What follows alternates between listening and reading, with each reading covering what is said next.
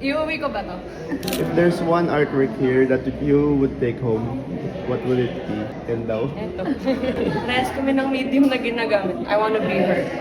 For Open City, it would be this blue piece ni Carla. I like how it's so still. Siguro kasi may familiarity din ako sa time na to ng araw. I feel like that's very striking, especially when I also look at the roofs of the house. Parang very close to my heart. Hi, I'm Gail, and the favorite collection I really like the Elwa Store collection.